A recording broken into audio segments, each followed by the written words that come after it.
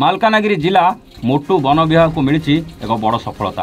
गोटे बोलर गाड़ी में 1078 कईंच समेत 3 अभियुक्त को कोर्ट चालान कला मोटू वन विभाग।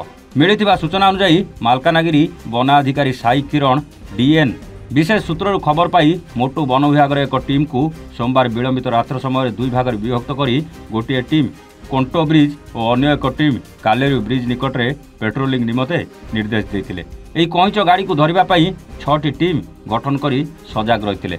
एथिरे मुख्य वनपाल मुरलीधर अनुगुलिया कोंटा ब्रिज उपरे एक बोलर गाड़ी द्रुतगति आसुवा देखि गाड़ी को सन्देह अटकाई पर जांच कर उक्त गाड़ी शह शह कईंच बेआईन भाव चालान होता देखि उक्त गाड़ी और तन्मध्य चालानकारी मानक गिरफ्त कर कार्यालय को आनी।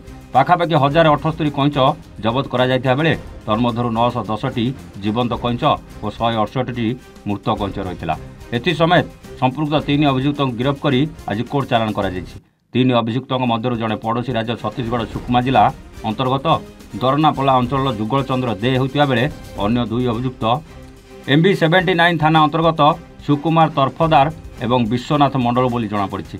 तेबे सेमाने एही कईंच गुड़ी को पड़ोशी राज्य आंध्र प्रदेश MB79 थाना अंतर्गत MPV 65 ग्राम को खाइबा और विक्रय उद्देश्य चालान करुवा मोटू वन विभाग सूचना देछि।